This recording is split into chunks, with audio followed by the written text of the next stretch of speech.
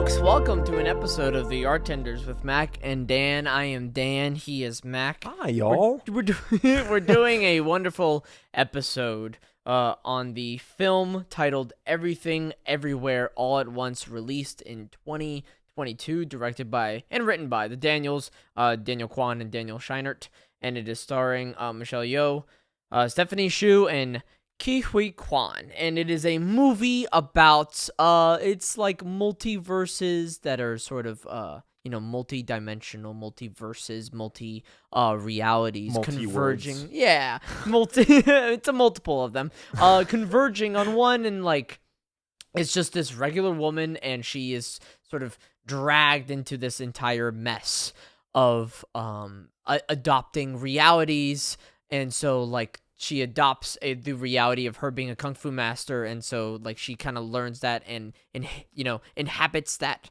for like a second, and then she learns in this reality to become a kung fu master. It's very, very convoluted, but it is a story about love and familiar relationships and forgiveness, and we are going to discuss it on this podcast where we discuss movies and sometimes TV shows, and eventually maybe we'll do plays or books, and sometimes video games and music, whatever, and in order to better learn as artists, to better understand what's going on beneath the surface. So yeah, Mac, even though alternate podcast name. Beneath the surface. Beneath the surface? Yeah.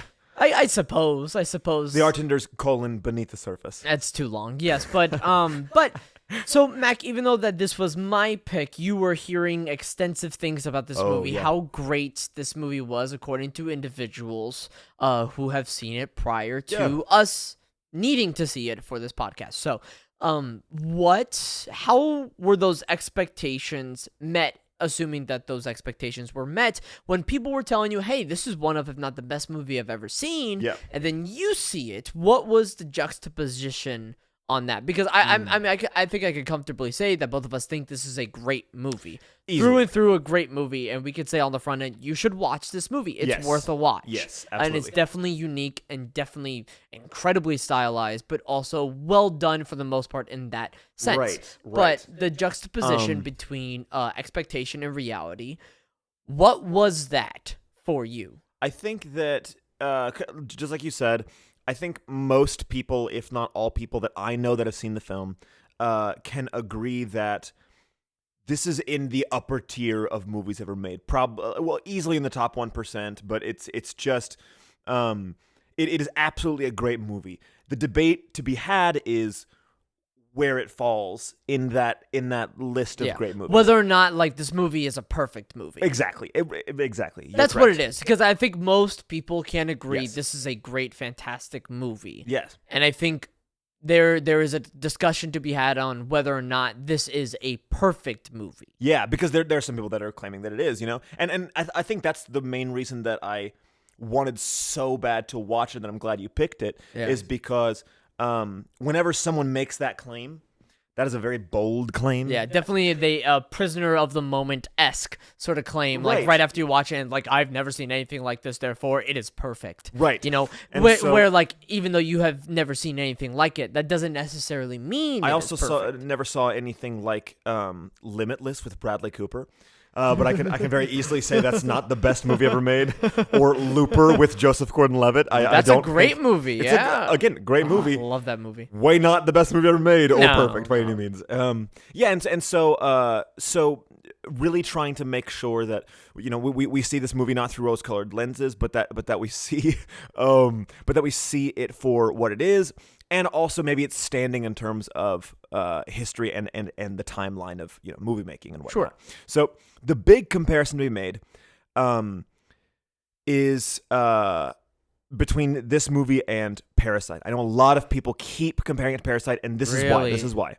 It has nothing to do with the fact that it is an Asian-led film. I know that's hold on. I think that's a contributing factor. I think people are pulling the race thing. If people are pulling the race thing, that is tragic and should not be the case, and is very inappropriate. But I think that the reason that, for instance, I was thinking of Parasite whenever I watched the movie is because Parasite is the most perfect movie in recent memory. Yeah. in my opinion, as well as I think was a popular opinion. Everyone that I know that saw Parasite was talking about the fact that that's one of the best movies ever made, regardless of if it's your favorite, just in terms of technique. I do think Parasite is one of those movies that is like near, if not perfect. Yes. I don't think it's as good on the second watch, which I believe I said, but like in terms of first watch consumption, as a film, it's that is as good as it gets. Not to be confused with As Good as It Gets, starring Jack Nicholson. Wow. Oh my gosh! Didn't you make a comparison to that movie recently? Another time, I'm sure I've made that joke before. It's not. Starring Jack Nicholson, 1997. Helen Hunt and Greg Kinnear and Cuba Gooding Jr. Okay, way underrated. That man, way underrated. Cuba Gooding Jr. Wow, nice stumble there. Well, it's I didn't know, so I just wanted to cover my ass. So, but the comparison. There's always a comparison being made between, or there has been a comparison being made between Parasite and Everything Everywhere All at Once, and it's purely because it's like, okay, so if we know Parasite is Jack Nicholson as good as it gets, what do we think of this movie? Because everyone's claiming that this is now as good as it gets. This is now the perfect movie.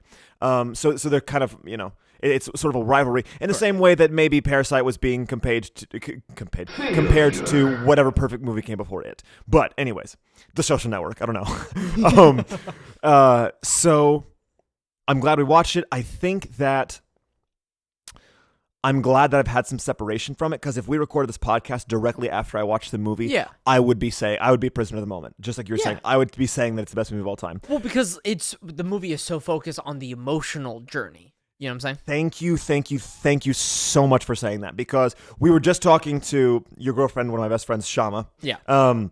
Who was here, who's been on the podcast before, and talking about the movie, and the very first thing that she said was, I'm mad because I went in with super high expectations, and I feel like I would have liked it more if I didn't have those expectations. Yeah. Which is totally fair. Well, totally fair, absolutely. And I was trying to remind her, I didn't watch the movie yet. Like, I was just telling you what other people told me. But you made a point, to make it clear that, like, this is what I have heard. Exactly. Which I did. You love, listen, you love giving these sort of, like, little thoughts or teasers or whatever. Yes. Whether they're your own or somebody else's, in regards to showing somebody something else. So in the case of this film, you were extensively telling Shama and I, hey, I've heard this is a perfect thing. And then when you showed The Big Game to Travis Carroll, who did a little segment for that episode, you said this is raging doo-doo fire. You didn't. I was misquoting, but you're right there. But there's I think The Big Game is a different thing. But I think the main reason that I really try to push movies and whatnot is because I think that if I just said it was a good movie, there'd be a lot less likelihood of you guys actually watching it. Mm-hmm. And I think that because I gave you the same review, or told you the same review, that made me feel like I had to watch it. Yeah. We all felt like we had to watch it. Yeah. So I'm glad we did. Yeah. But understood, and I think that I agree it probably would have been better otherwise.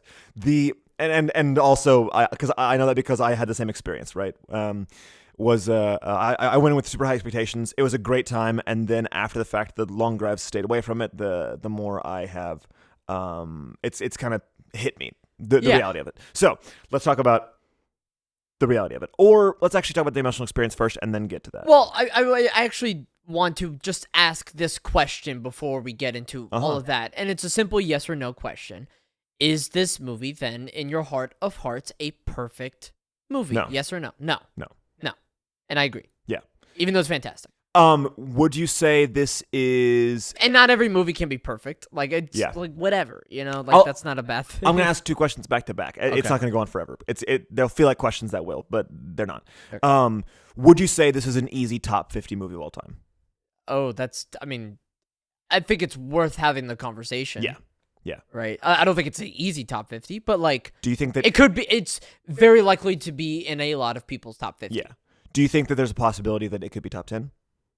It shouldn't be. Okay, there we go. Yeah, okay, that was it. I was just wondering. Because I definitely don't think it... I think we can all agree that it's not number one, but I think that it... That gives you a frame of reference for... In terms of, like, the scope of history where it might lay. Yeah. So the... It's not as good as it gets. It's not...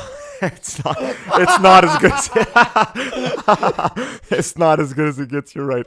So, I think, this emotional journey, like you were talking about, is what really props this movie up. Because the execution of the movie is something that we don't see a whole lot, and there were a lot of images that I saw in the movie. We kind of talked about this with Jordan Peele and whatnot. There were a lot of images in this movie that I was not familiar with or had not seen before on screen, which was a big deal, you know. And that was accomplished well. In terms of technique and whatnot, it was not perfect by any means, but the main, like the heart of the story, the not only the dad's experience watching his daughter grow up and his daughter's relationship with the mother, as well as the actual relationship between the mother and the daughter. Yeah.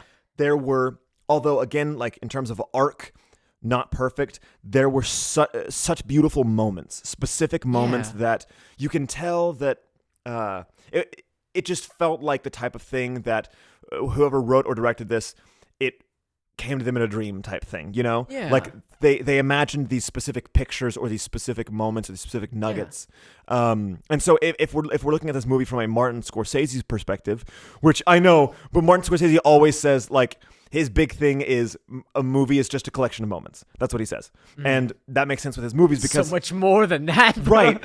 But if you look at his movies, that does make sense that he thinks that. It's a gross generalization, but accurate like, in some way. Yeah. Most Martin Scorsese movies are incredibly long, kind of aimless, but have amazing moments. Yeah.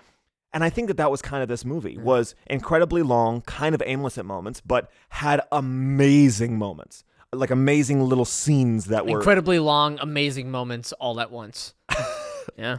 Alternate title. Yeah, alternate title. Yeah. Yeah. Okay. So for you then, what stops it from being as good as it gets? So it's sort of towards the ending, right? And in a sort of thematic sort of way. There are a few things that are going on that it feels like a big part of the biggest relationship that the film tries to focus on is the relationship between Evelyn, the mother, played by Michelle Yeoh, and her daughter, Joy, played by Stephanie Hsu. And that is what the movie is trying to achieve as the biggest relationship. And I guess in terms of screen time, right, it is the biggest relationship. And in terms of protagonist versus antagonist, right? In that traditional sense of structure.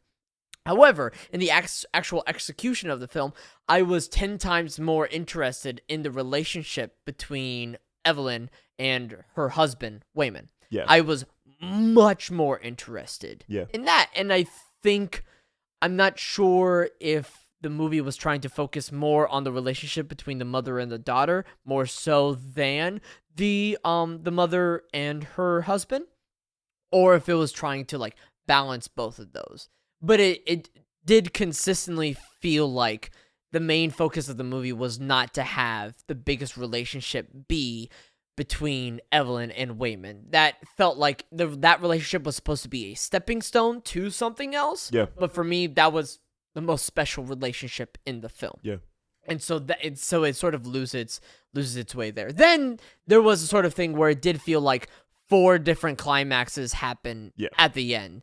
And it's not like the final climax, which is like the closure between the mother and the daughter. Like, it didn't necessarily feel too much bigger than the other ones, right? Like, Evelyn had to experience 4, 5 different climaxes just to get to that last one. Right. Which it just felt like very like somebody just punching you in the face, just really, really hard more than once. And you're like, Jesus Christ, like, okay, you know? Yeah. And then it's a bit of a structural thing at the end as well, where so she has the climax with her father, right? And she's upset. Evelyn realizes she's upset at her father for, like, letting her go, right? Yeah. She, in the sort of, like, backstory, she runs off to America with Wayman to start a new life with her when they were living in, I presume, China.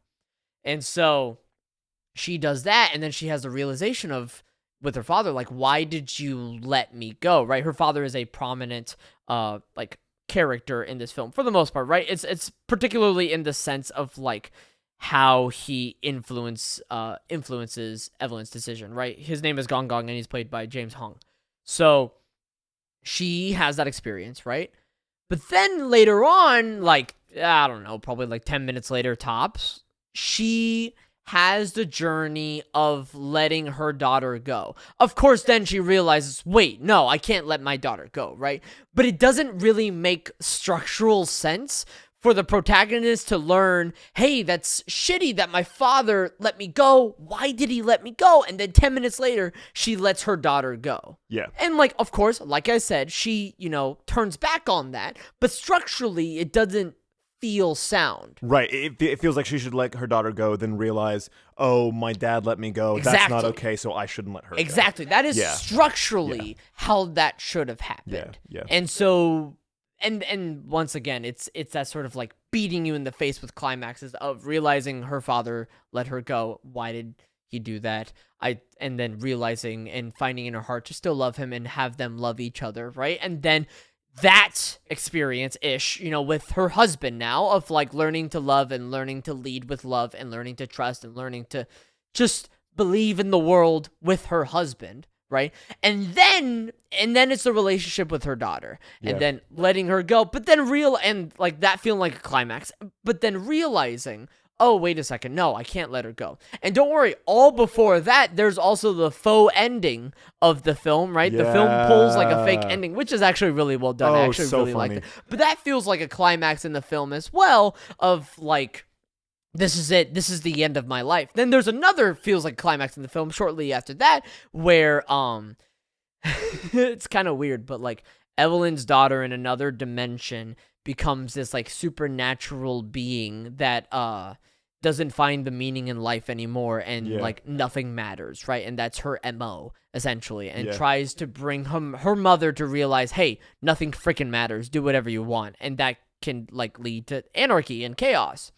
And so that's another sort of climax right there in like I guess like that would be in the second act, so I guess like climax of the second act, I guess, where Evelyn is going through the experience of nothing matters, so let me just rain down on shit. I don't care what happens, right? There are consistent, like, big moments in this film over and over again, so the last, like, hour, it doesn't freaking stop, which in some capacities, like, that can be a good thing, but I think in the sort of just structural storytelling, not so much.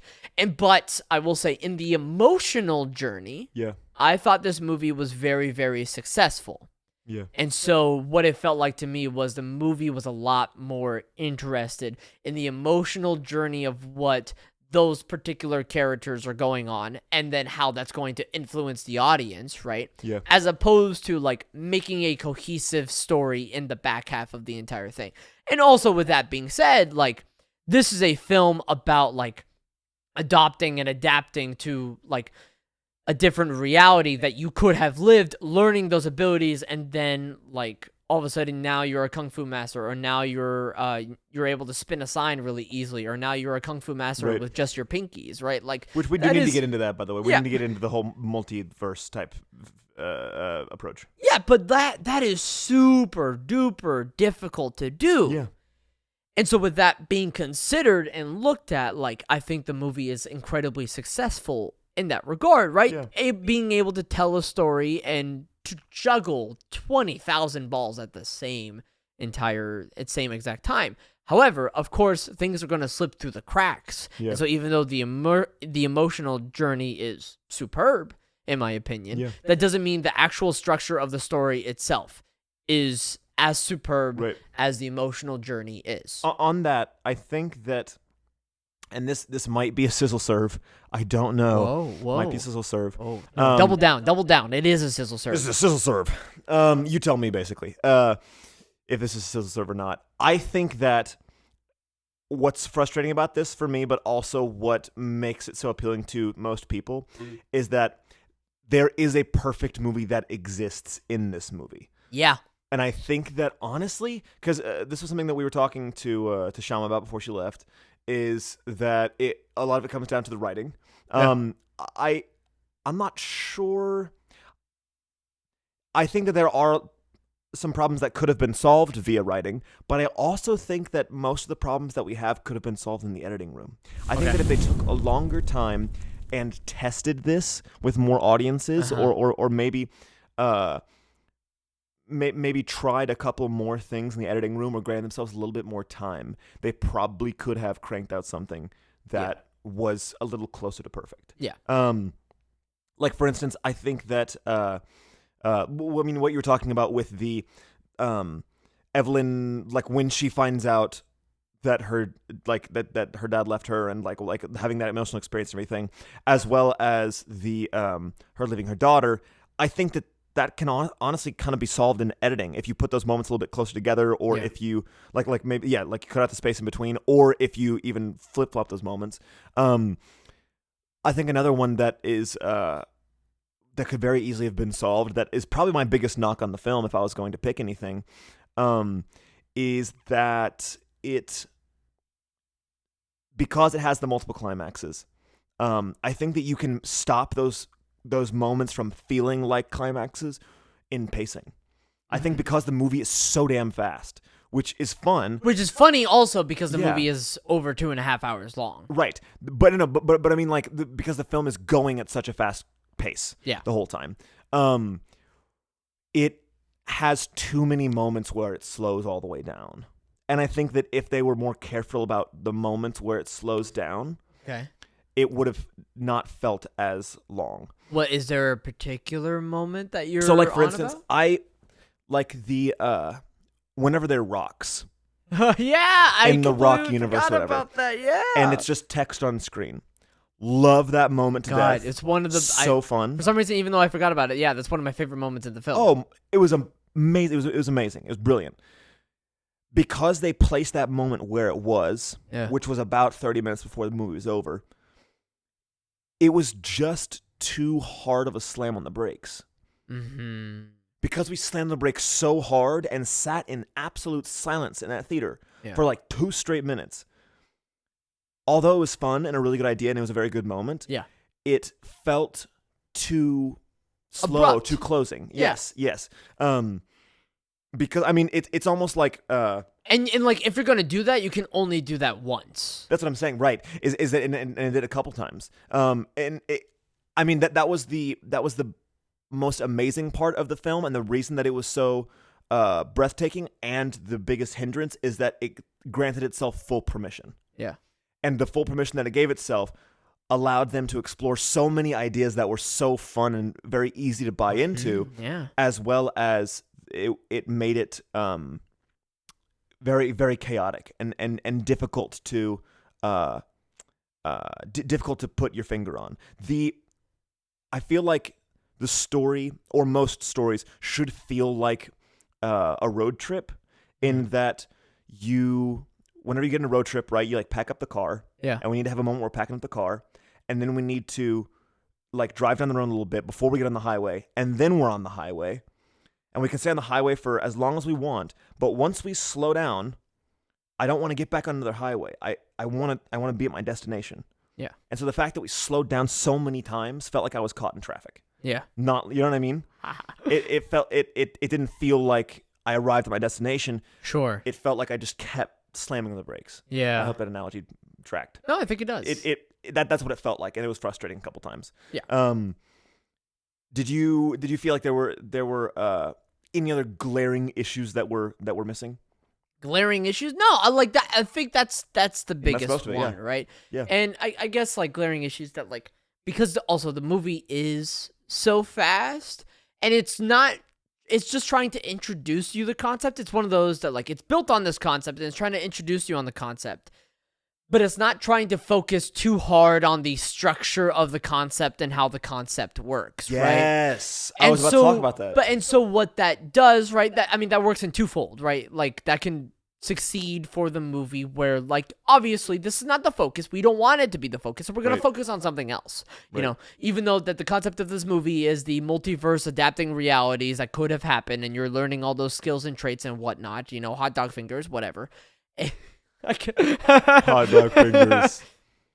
But the fact that I actually started to care about Hot Dog Universe was hilarious. Right, yeah. Which is like a benefit to that, right? Oh, yeah. But then it's also like the moment you try to sit down and think about like how this works, because it's going so fast, the movie doesn't let you stop and think about this. But if you give yourself the moment to stop and think, it's very, very confusing. For example, that Wayman all of a sudden is like inhabited by this like different reality of like Alpha Wayman, and somehow he's like channeling in, but he's channeling in and out, but I don't understand why, and I'm not sure if it's because the movie didn't explain it properly, or if the movie just didn't like explore it more, or like it just like, because I would like to believe rather that like conceptually in the writer's room between the two Daniels and maybe whoever was helping them edit and whatnot, that like they understand perfectly how like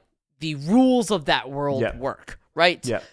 But because it's so not the focus, they kind of brush it aside and put it under the rug for this film. And so like I don't necessarily understand like conceptually how some of these rules and elements and properties work for inhabiting a different body when you're in one reality, as opposed to like taking the traits from this. But even then, like taking the traits from this, so then do you need this like Bluetooth headset thing to like tap on in order to like actually adopt those abilities? But I don't think Evelyn always had those on, so how does she adopt the abilities of, you know, different realities? And other characters I think didn't have them on either. Like it was very very confusing rule structure. And then it was another thing of like, then how did like Jobu Tupaki, who was Joy, who realized that nothing matters, Jobu Tupaki, but like how did she then like control the minds of some of these? Was she controlling minds? And it was so weird in that sense and unexplored, right? Which in some ways it's fine, but there's so much in the unknown, and because the movie is going so fast, at the moment you think about it, you're like, what? Like, then it can sort of feel things were happening for plot convenience. Yes. And for things to keep them, you know, the story going, as opposed to like honoring the rules that you have laid out for yourself. And I think that it's worth talking about this idea that there's a line between it's brilliant because they didn't talk about it too much. Yeah. And I wish they would have talked about it a little more because I was kind of confused at times. Yeah. And I'm wondering what about this movie, because I think that we might be able to agree that although there are a couple moments of fault, overall we were able to say or come out of it saying, I'm really glad they didn't talk about it too much because that wasn't the center of the story. Yeah. I'm wondering where that happens though. Like why do we think that this it's okay for this movie to not talk about it too much, but if there are other movies that don't perfectly explain things, that's frustrating to us, or that's a knock on the movie, you know what I mean? Right. And that's something that I think that we should maybe dive back into after a word from our sponsor. Sure.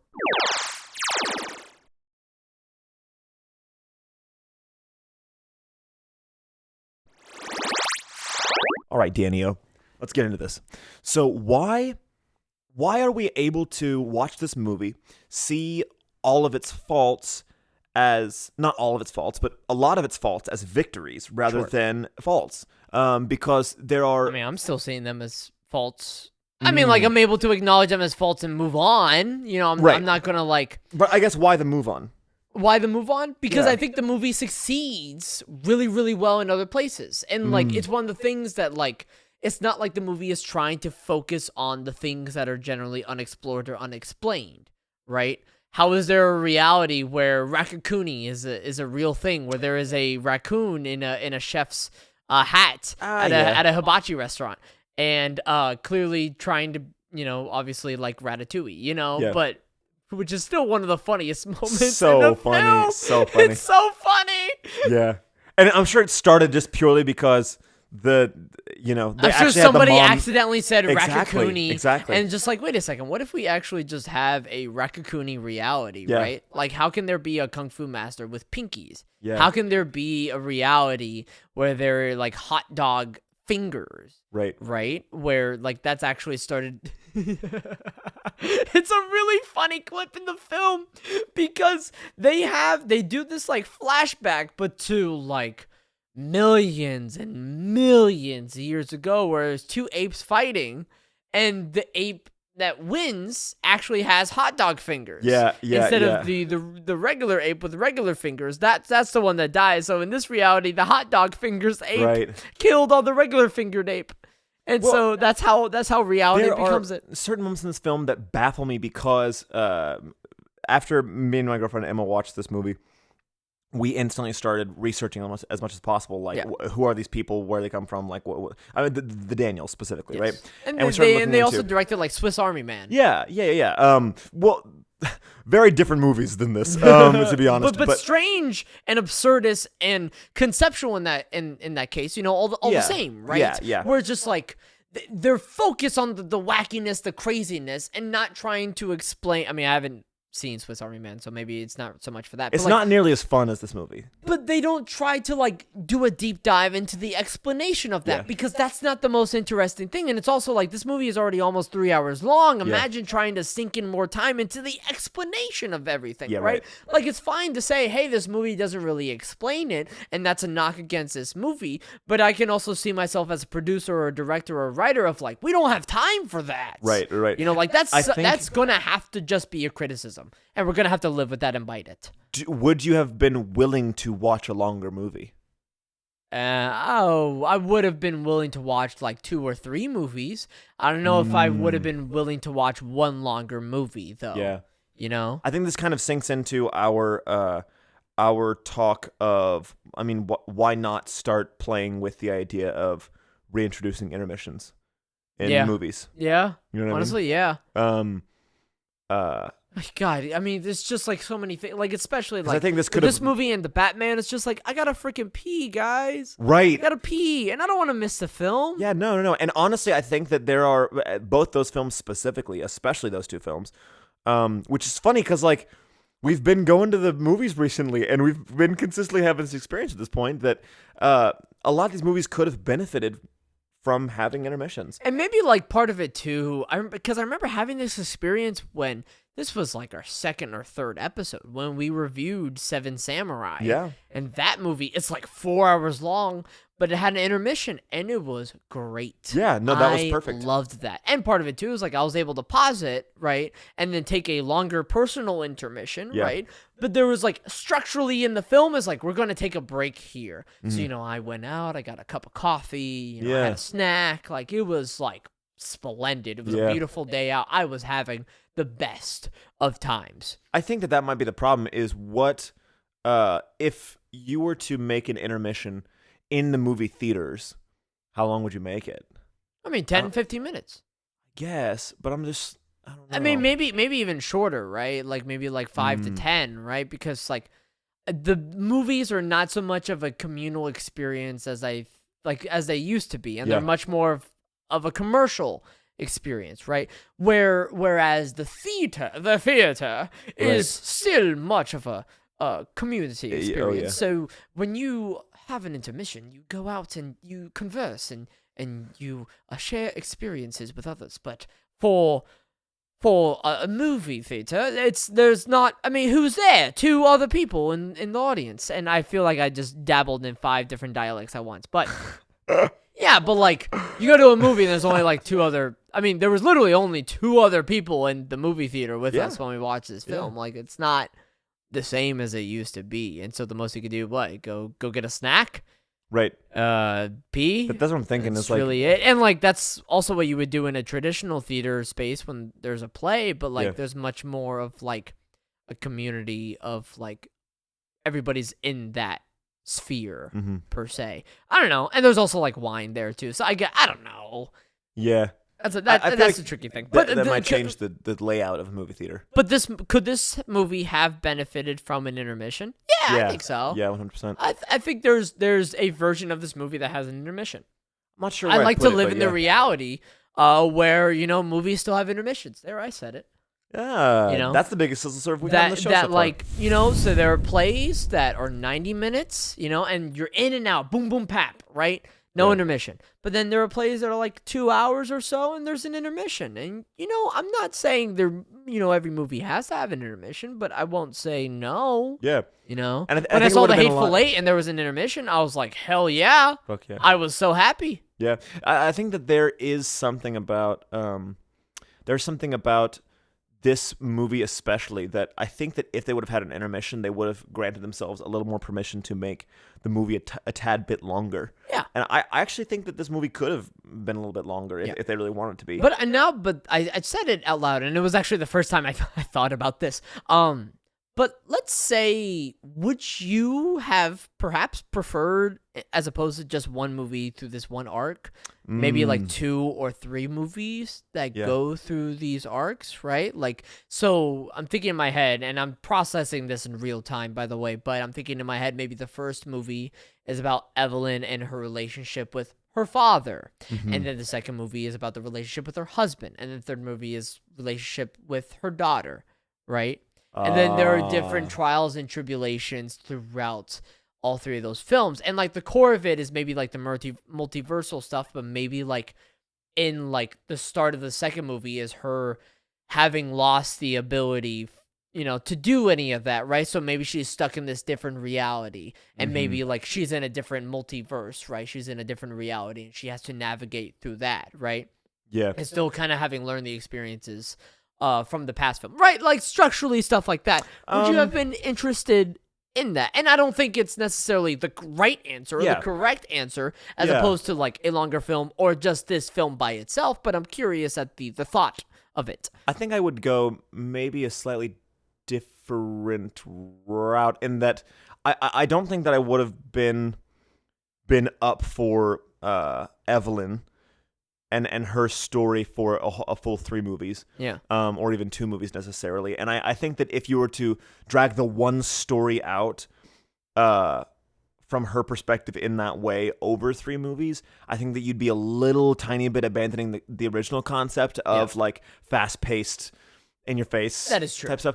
Yeah. I think that it'd be super interesting to have this movie and then now tell me the same story and grant yourself similar permission, but from the dad's perspective, or like tell the same story with similar permission from the daughter's perspective. You know what I mean? Yeah.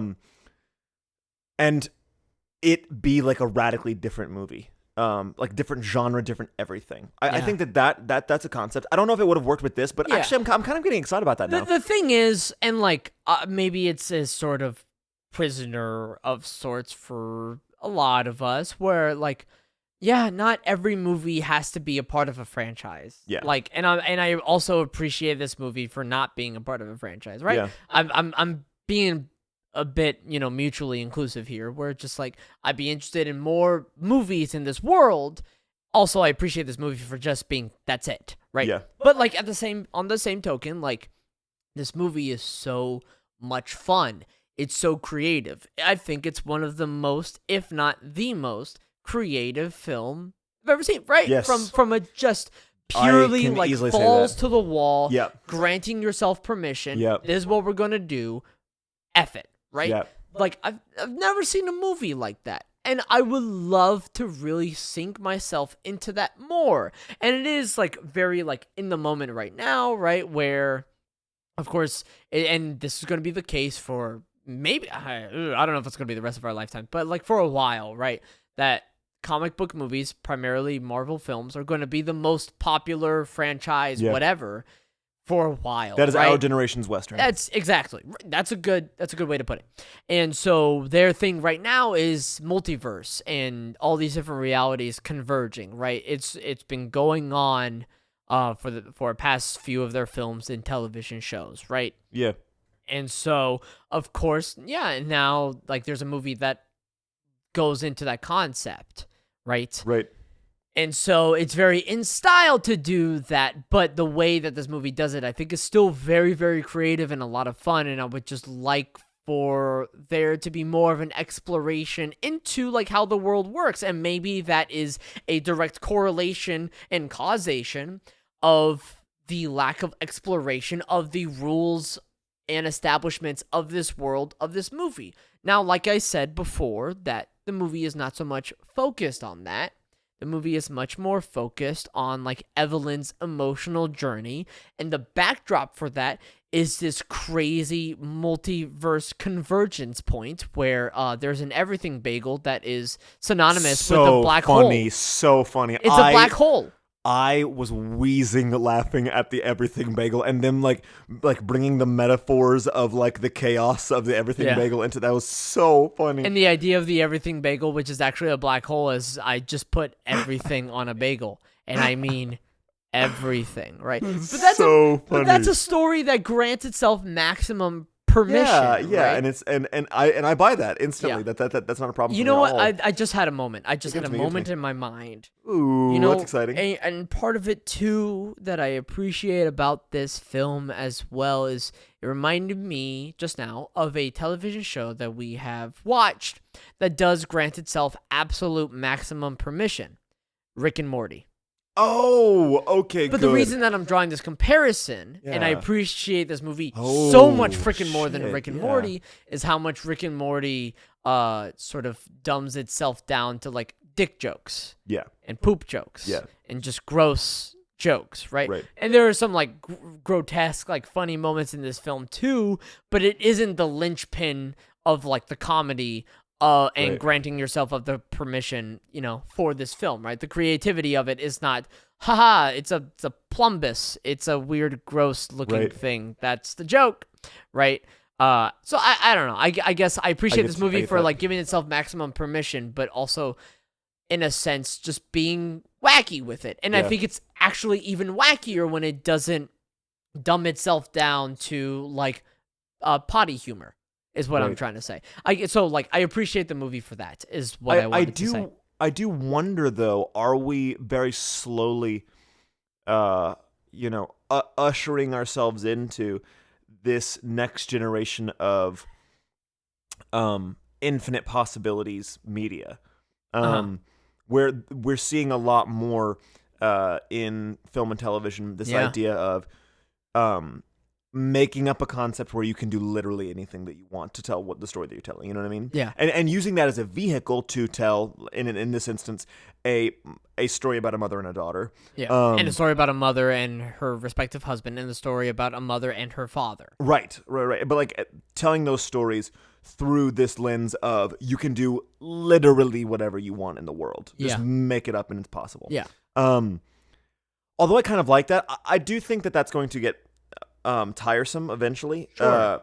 But I don't think we're done with it. I think that there's more. And I on the hope we're horizon. not done with it. Yeah. And like once again, it's the same sort of thing where like I still find multiverse stuff interesting. There's a play called Constellations, for example. I forgot who it's written by. Yes, but it explores that. It's that sort of thing of like there are these different realities of how these two people could have met and how they explore their relationship with one another, and it's a beautiful, absolutely gorgeous love story. Nick Payne. Thank you, Nick Payne. And I think like Jake Gyllenhaal did a production of it somewhere like Really? significant Oh, that's too. awesome. Yeah. I may be wrong on that. I'm gonna look that up. Go But ahead. but once again, it's still interesting, right? Yeah. And this movie is just one approach to that concept. It's not the one and only approach. Yeah. Is what I'm trying to say. But I will say on the same token, even though this movie was a lot of fun, shit, it was kind of tiring. It's so freaking fast and it beats the living shit out of you. Yeah. Like, not only just emotionally, because there are like 5 different climaxes at once at the end, but also it's moving so fast and it just never stops. It's like, holy freaking cow. It's like you just snorted cocaine and then like, hey, I have some heroin too. Do you want to also just take a couple of shots with me? Like, that's this movie. Yeah, it's true. It is definitely an exhausting movie, and only get into it if you are in an emotional place where you can actually do that. I was correct also. Jake Gyllenhaal did a production of Constellations. There are these beautiful stills from it too. Wow. Good. Listen, audience, you should read Constellations. It's such a good it's such a great good play. Okay. So, Danny, how long do you think that it would take to not write, but to film this movie? Because God. it is a very interesting little tidbit. It would take a while. It would take months. It would take multiple months for right? sure. Because like you're bouncing between so many sets, right? And so many sets. Right. The thing is too, like even costumes alone in this movie, I'm sure. That's true. The costumes were fantastic. God, oh my God, props to the costume designer. Holy shit, I know. it was awesome. All the costumes, but so here's the thing that Also even had all though the lens styles too, just the different styles. we'll get to that. We'll get to that. But that shit. What was the question? How long did it take? How long did it take? How long did it take to actually film it? So even though it's a multiversal sort of like story, like there are a few stories that kind of stick themselves to, right? Yeah. The reality where Evelyn becomes a kung fu master is a very prominent one, and she, because a kung fu master movie star is like one reality that they really sink their teeth into, and like the Rakakuni reality is another one that they really sink their teeth into. It's some of those, but like even with that being said, like I would say, just strictly filming, 3-4 months. That's a good guess. Cute. No. Okay. Not even close. Okay, but what is it then? They did it in under 40 days. Under 40 days. Under 40 days. That is impressive. Yes, absolutely. And like, I mean, if you just think, like you said, just settings alone, they did most of it in like the same like general radius. Like they were just kind of in the desert for a lot of it, and just used their surroundings. Yeah. It took years for pre-production. Oh my God! To plan and to write. God, to be part of the production team for this movie. God bless you. Yeah. Seriously. I cannot even imagine how. Well, especially because like there are shots where there are literally shots in this film that are only one frame. Right. One freaking frame. Right. That it, like all these, like one is like you just have a shot of Evelyn's head, and then it goes through like 50 different realities, and each of those are just one frame, right? Yeah. And then there's also like a small animated portion as well. There's a moment in the film where Joy is holding an object and it flips between 20 different things. Like, it's like the amount of like set construction and deconstruction and then visual effects to sort of blend everything together. Holy shit. Yeah. How do you plan that? I have no idea. And then to think of it as a director, like, oh my God, where are we in this film? Like even if you wrote it, you're like, holy shit, like this is like, what am I juggling here? Right. And then as an actor, I'm like, where am I right now? Right. What am I experiencing? What am I given circumstances at this moment? That's what I'm about to say is I cannot believe how difficult Michelle Yeoh's job must have been.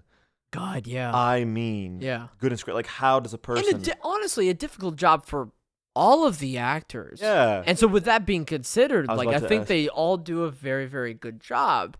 I think like Michelle Yeoh, fantastic. Ke Huy Quan, my gold medal. I was about to ask if that was your gold medal. That's my gold medal too. I mean, it's a treat because also we have the context of he hasn't been in a film in I think like 20 years or so, right? Since like Indiana Jones 2 and The Goonies, right? Like he's helped with other films, right? Yeah. He helped with In the Mood for Love. Oh no, sorry. That's a misquote. He helped that director whose name I am forgetting, who directed In the Mood for Love. Gotcha. With another film. And you know, and this is also once again like a love letter to other films as well. Like there's that portion of the film where it's that reality where Evelyn is a kung fu master movie star, and then her and Wayman from that reality have a conversation in an alleyway. Clear, like even in terms of color and shot composition and like pacing, like clear inspiration from In the Mood for Love, which chef's kiss, right? Of course for me, of course. But yeah, and Stephanie Hsu, for example, like did she do the best job in the world? No, I don't think so. But I think that's one of the most difficult characters I've ever seen. Yep. Because, like, it's also just structurally, properly, you know, how do you properly motivate a character who firmly believes nothing matters? Right. How do you make that, you know, believable for yourself and for the audience who's receiving it? Yeah. And part of that is, like, maybe that character wasn't as fleshed out writing-wise as probably she could have been. Right. I think that's fair to say. I've only ever seen this movie once, so it's difficult to like firmly say it. But I think that's a distinct possibility. Right? Yeah. Well, I mean, I think that you hit the nail on the head right there, Danny, with specifically with how do you write, direct, or act a character that their motivation is convincing people that there is none. That is such a tricky balance, and I think that the first thing that pops in my mind is Joker. Is Heath Ledger's Joker is someone that is not moral or immoral but amoral, that just doesn't give a fuck, that's just like they're off doing their own thing, and like all possibilities are accepted. Limitless, Bradley Cooper. As good as it gets, Jack Nicholson. As good as it gets, Jack Nicholson. Gotta bring it back around, right? So I think that one of the big differences is that you have to acknowledge that in this script, the script that they wrote of Everything Everywhere All at Once, the character does not actually think nothing matters. Yeah. The character claims nothing matters. Yeah. But they don't believe that. Yeah. And you can tell in the script, the way they wrote it, as well as the eventual outcome of the movie. And specifically, I think also in Stephanie Hsu's performance, I think she actually did do a decent job of making it clear that that she doesn't actually think nothing matters. Like, she believes that nothing matters, but like her actions sort of say otherwise, of like constantly trying to go after her mother. Still, her natural instinct is telling her that she still cares about things. Yeah. But that's so difficult to play. Exactly. That's so difficult to play. Yeah. I mean, we talked about it a little bit earlier, but I still am right there. Although there's definitely a part of me that there were a couple moments that I didn't quite buy into Stephanie Hsu's performance. I didn't have a suggestion, if that makes any sense. If I was directing it, I would be like, yeah, I'm not really sure if I like that too much.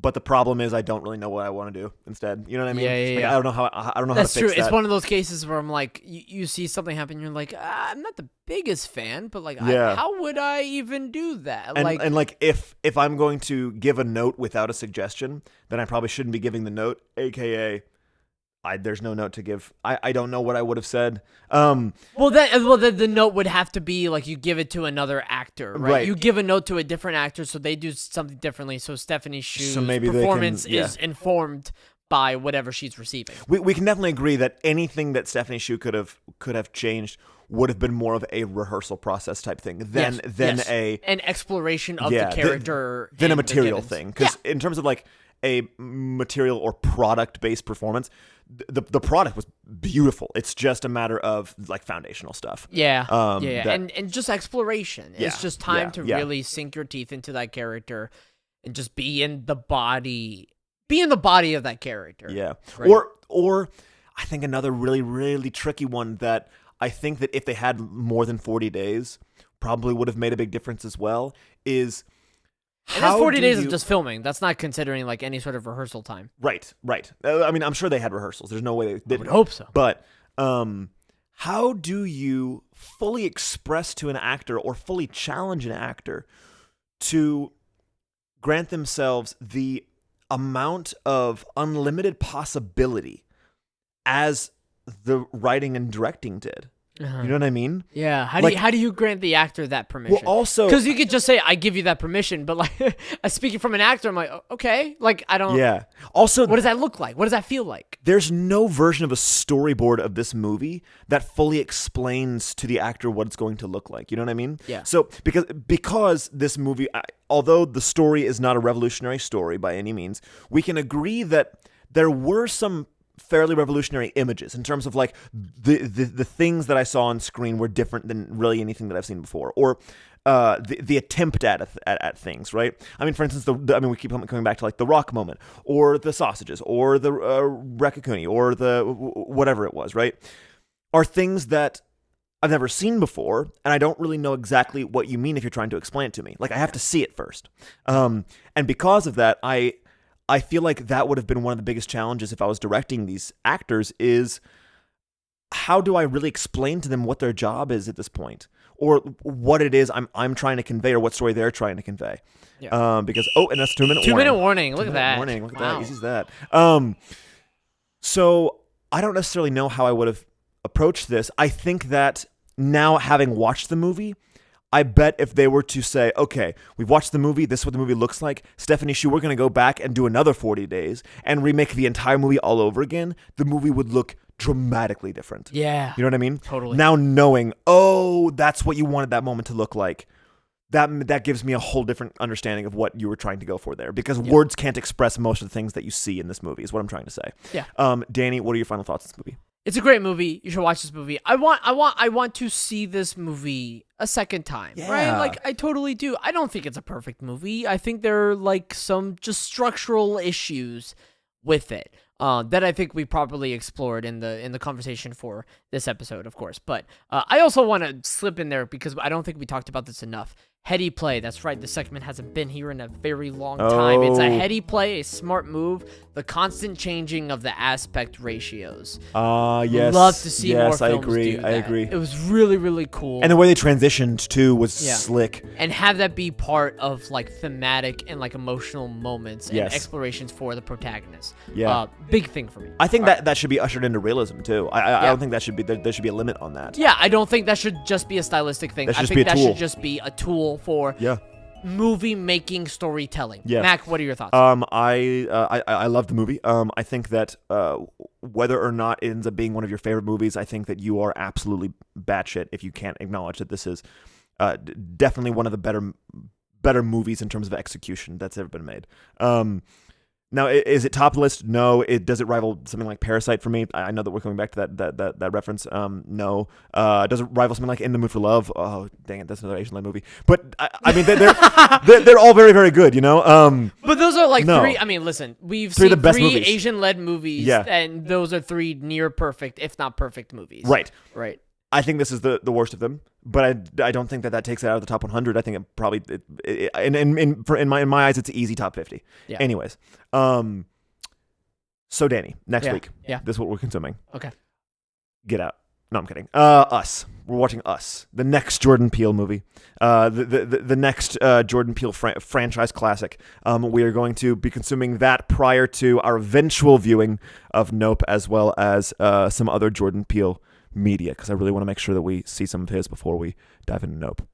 Thank you, sir. Thank you.